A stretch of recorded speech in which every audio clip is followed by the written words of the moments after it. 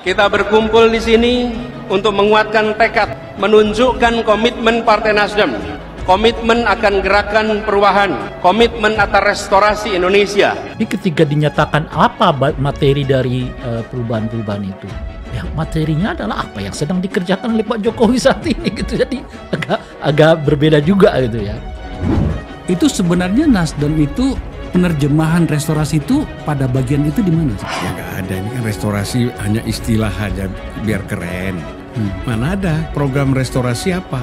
Maka untuk menjaga semua sistem dan nilai values kita dalam otentiknya keindonesiaan yang kita miliki ini, itulah yang harus tetap terjaga dan itulah yang kita maksudkan dengan aspek pendekatan restorasi Indonesia.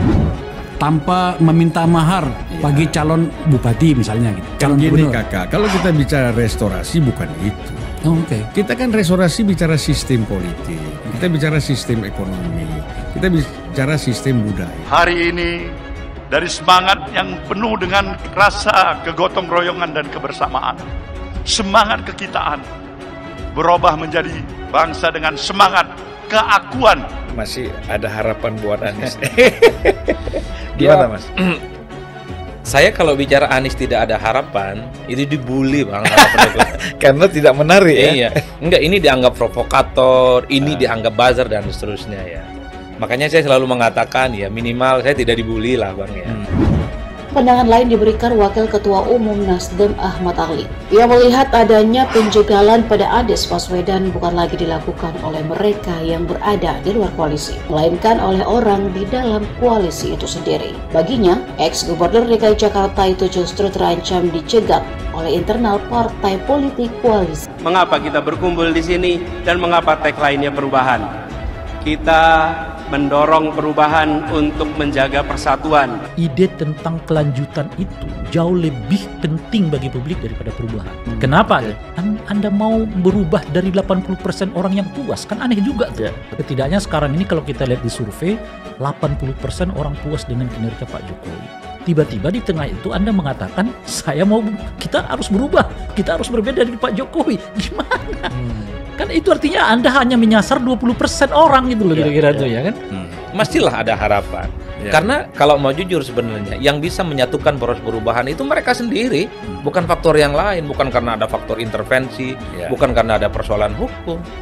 Individualistik yang menghargai nilai-nilai transaksional materialistik yang serba pragmatis, dan itulah Indonesia hari ini. Apa yang kemudian membuat poros perubahan ini harus surut? Gara-gara Joni Plate misalnya tersangkut kasus hukum. Yang tanda tangan itu ketua umum partai untuk daftar ke KPU. Ketua Umum Nasdem Surya Paloh menjawab soal janjinya akan membubarkan partai jika ada kader yang korupsi.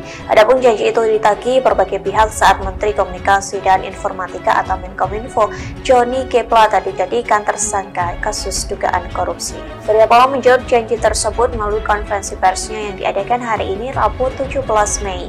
Memang Surya Paloh tidak menjawab secara gamblang apakah Nasdem akan dibubarkan atau tidak. Namun jika ditangkap dari pernyataannya, Paloh mengindikasikan tidak akan membubarkan partainya. Sebaliknya, Paloh mengingatkan agar tidak melihat keburukan partai Nasdem saja, terlebih selesai ada kasus yang menjerat kadernya. Faktanya Nasdem setengahnya di di kabinetnya Pak Jokowi, setengahnya di membuat artinya langkah Anies juga setengah-setengah. Jadi apa akibatnya? Akibatnya ya belum lagi kasus Nasdem sekarang. Belum lagi ada kasus Nasdem seperti yang sekarang ya. Karena sampai saat ini kan belum ada pergantian resmi kan.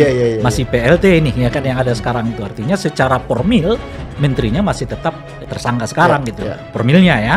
Nah, jadi belum ada pergantian sama sekali. Dua menterinya masih ada di sana gitu. Sehingga itu menurut saya ada hambatan bagi Anies Baswedan untuk total lah misalnya untuk mengatakan saya berbeda dengan Pak Jokowi dan seterusnya. Mulutmu harimaumu. Begitu kiranya ungkapan populer bagi setiap orang yang tidak menjaga benar ucapannya. Ketua Umum Partai Nasional Demokrat Surya Paloh kini tengah ditagih janjinya. Dua kadernya kini meringkuk jadi tersangka suap kasus Bansos Sumatera Utara. Mantan Ketua Mahkamah Partai O.C. Kaligis serta mantan Sekjen Nasdem Patris Rio Capella. Dan bisa bertambah daftarnya jika KPK serius mengusut tuntas. Jadi menurut saya ini harus dipertanggungjawabkan oleh Pak Paloh. Karena kalau dia mengatakan kalau sampai ada salah satu dari mungkin kadernya yang melakukan korupsi, lebih baik dibubarkan Nasdem lah. Itu sekarang harus dipertanggungjawabkan kepada publik. Menjadi visi misinya yaitu revolusi mental, ya sudah. Berarti kan tidak ditaati. Lah ini yang menurut saya membuat apa yang dilakukan, kata kunci yang digaung-gaungkan oleh Jokowi sebagai revolusi mental, ya mental akhirnya.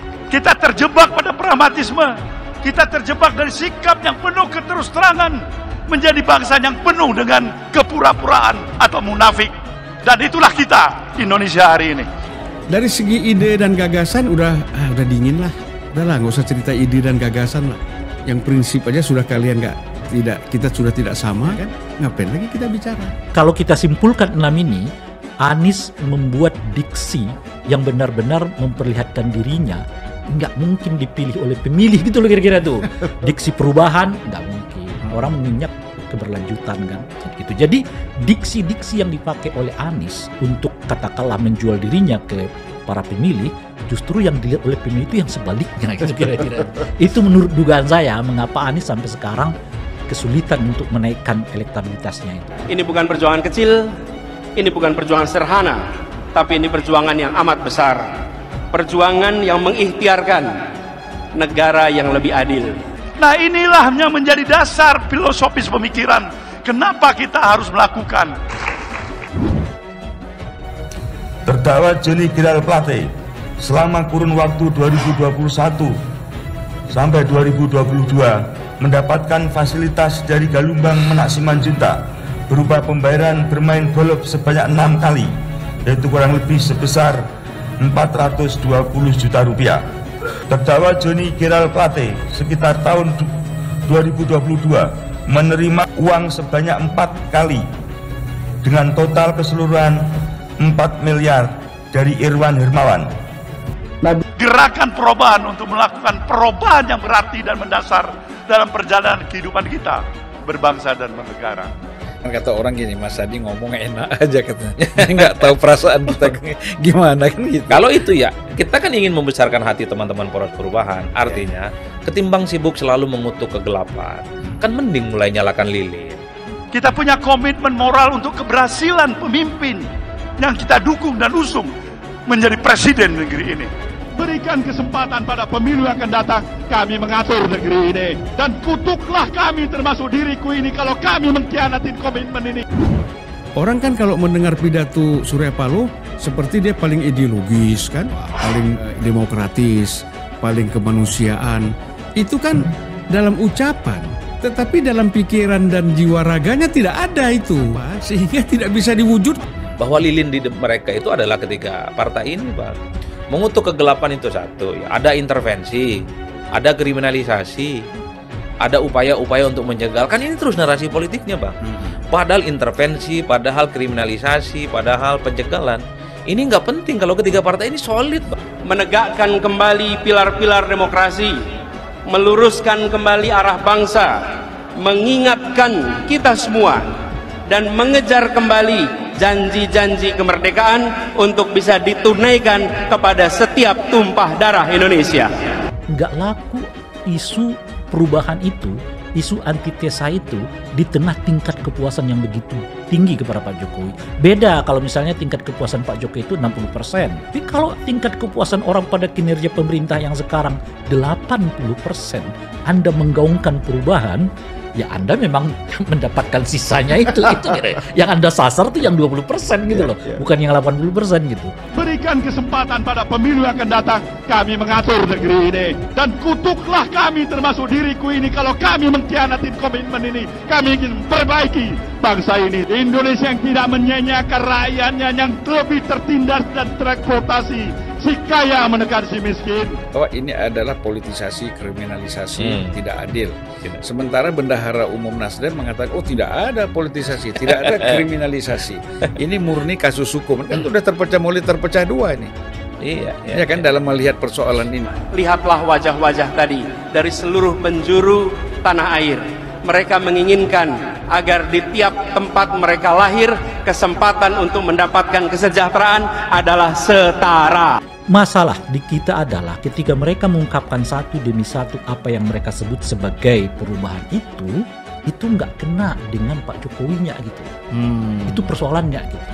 Nah misalnya ketika mereka mengatakan jangan terjadi sentralisme pembangunan, tadi Pak Jokowi justru yang paling getol mengatakan pembangunan harus disebar ke seluruh Indonesia, bahwa Indonesia itu bukan hanya Jawa. Itu kan berkali-kali disebutkan oleh Pak Jokowi, dan oleh karena itulah Pak Jokowi adalah salah satu presiden yang paling banyak keluar dari Jakarta lah ya khususnya gitu, berkeliling ke seluruh Indonesia. Nah, poros perubahan ini mestinya menutup mata itu dengan semua.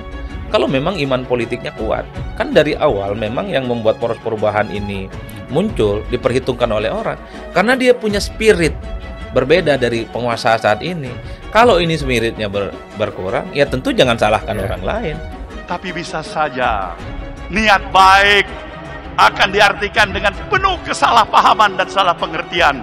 Persatuan tidak cukup diikat dengan pidato. Persatuan tak cukup diikat dengan bahasa. Persatuan harus ditopang dengan rasa keadilan. Ini kan kita memberikan penjelasan kepada publik bahwa begini loh polanya. Pilihlah mana yang terbaik menurut kalian. Jangan kalian terjebak dengan pencitraan. Seolah-olah ini orang sesuai antara ucapan dan... Assalamualaikum warahmatullahi wabarakatuh.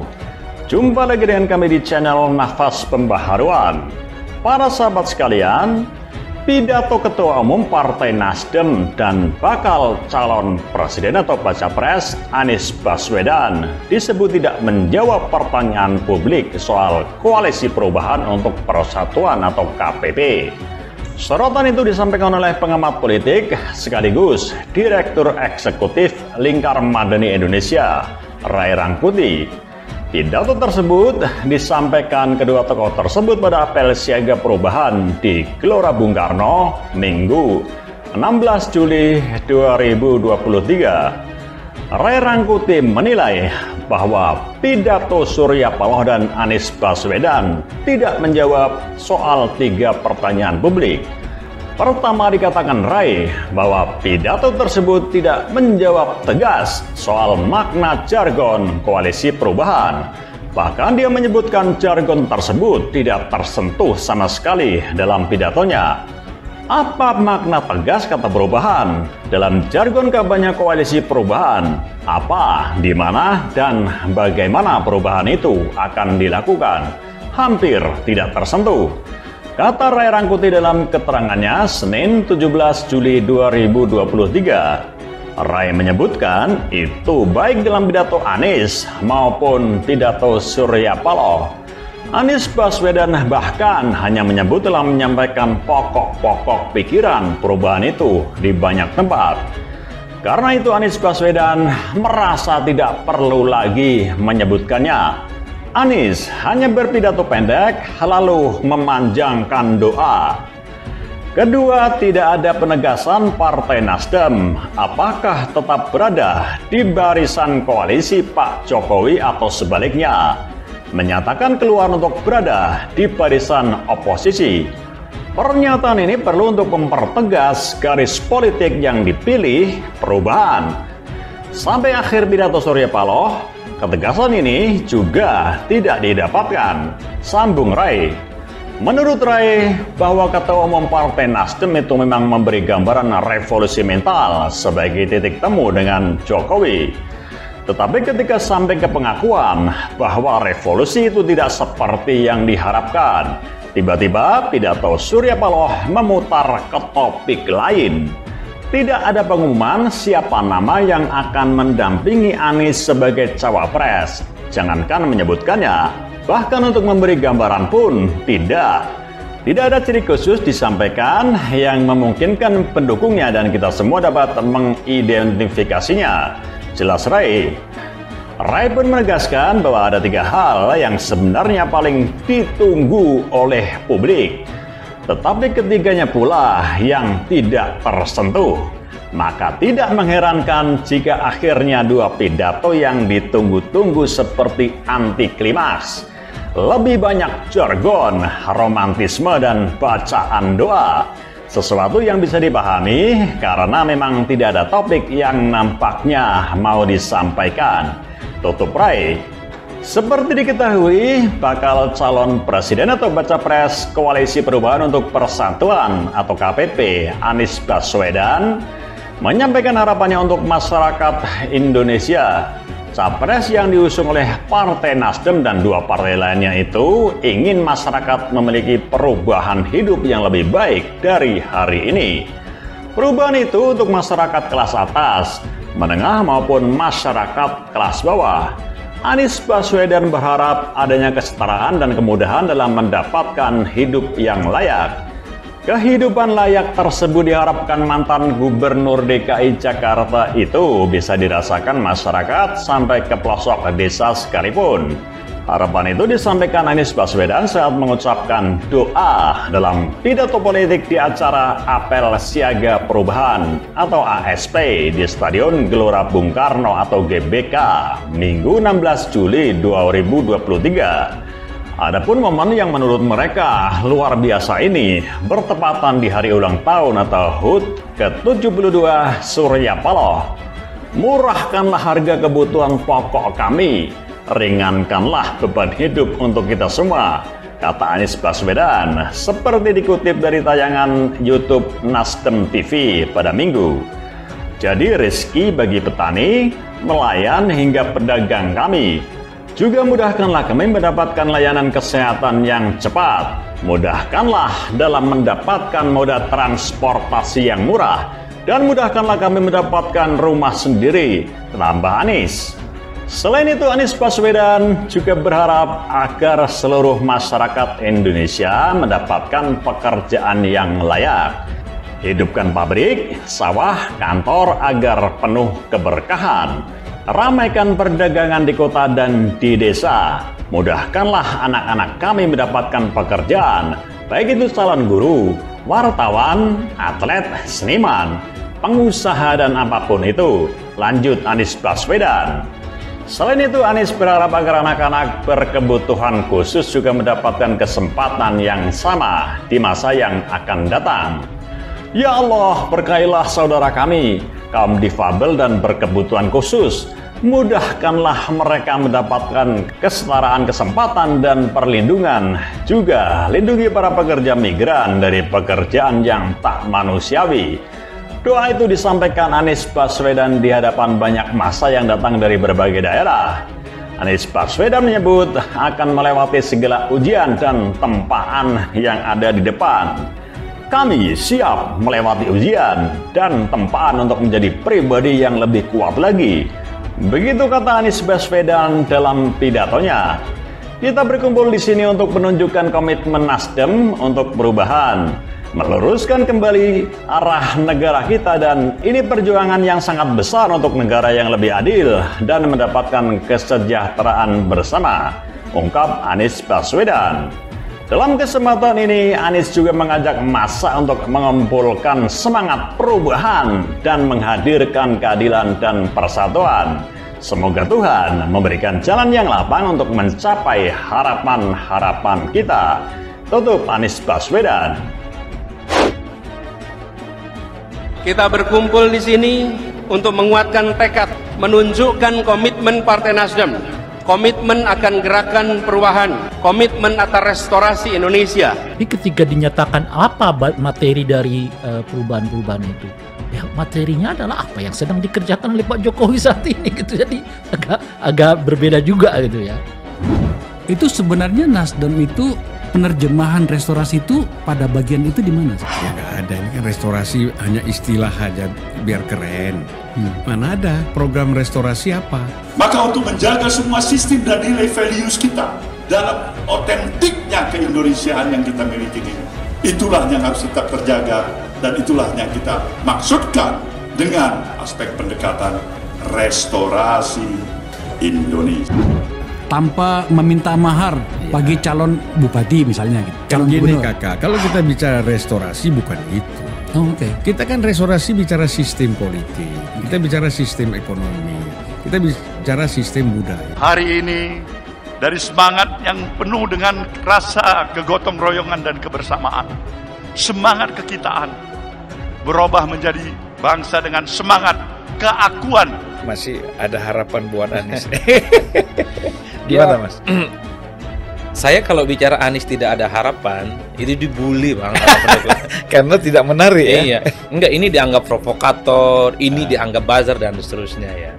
Makanya saya selalu mengatakan ya minimal saya tidak dibully lah Bang ya. Pandangan lain diberikan Wakil Ketua Umum Nasdem Ahmad Ali. Ia melihat adanya penjagalan pada Anies Baswedan bukan lagi dilakukan oleh mereka yang berada di luar koalisi, melainkan oleh orang di dalam koalisi itu sendiri. Baginya, ex-gubernur DKI Jakarta itu justru terancam dicegat oleh internal partai politik koalisi. Mengapa kita berkumpul di sini dan mengapa tagline-nya perubahan? Kita mendorong perubahan untuk menjaga persatuan. Ide tentang kelanjutan itu jauh lebih penting bagi publik daripada perubahan. Kenapa? Anda mau berubah dari 80% orang yang puas, kan aneh juga tuh. Setidaknya sekarang ini kalau kita lihat di survei, 80% orang puas dengan kinerja Pak Jokowi. Tiba-tiba di tengah itu Anda mengatakan, kita harus berubah, kita harus berbeda dari Pak Jokowi. Gimana? Kan itu artinya Anda hanya menyasar 20% orang gitu loh kira-kira tuh ya kan? Mestilah ada harapan. Karena kalau mau jujur sebenarnya yang bisa menyatukan poros perubahan itu mereka sendiri, bukan faktor yang lain, bukan karena ada faktor intervensi, bukan karena ada persoalan hukum. Individualistik yang menghargai nilai-nilai transaksional, materialistik yang serba pragmatis, dan itulah Indonesia hari ini. Apa yang kemudian membuat poros perubahan ini harus surut? Gara-gara Joni Plate misalnya tersangkut kasus hukum.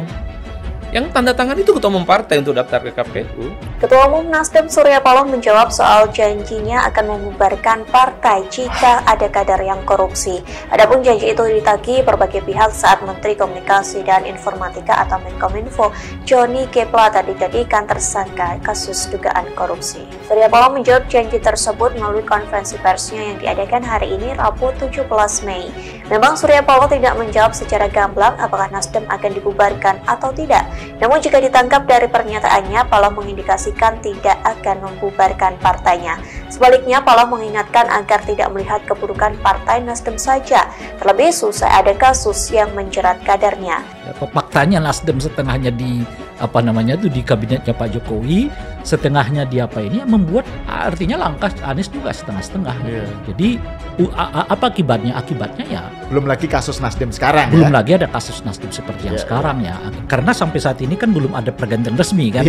Masih PLT ini ya kan yang ada sekarang itu. Artinya secara formil menterinya masih tetap tersangka sekarang gitu. Formilnya ya. Nah, jadi belum ada pergantian sama sekali. Dua menterinya masih ada di sana gitu. Sehingga itu menurut saya ada hambatan bagi Anies Baswedan untuk total lah misalnya untuk mengatakan saya berbeda dengan Pak Jokowi dan seterusnya. Mulutmu harimaumu. Begitu kiranya ungkapan populer bagi setiap orang yang tidak menjaga benar ucapannya. Ketua Umum Partai Nasional Demokrat Surya Paloh kini tengah ditagih janjinya. Dua kadernya kini meringkuk jadi tersangka suap kasus Bansos Sumatera Utara. Mantan Ketua Mahkamah Partai O.C. Kaligis serta mantan Sekjen Nasdem Patris Rio Capella. Dan bisa bertambah daftarnya jika KPK serius mengusut tuntas.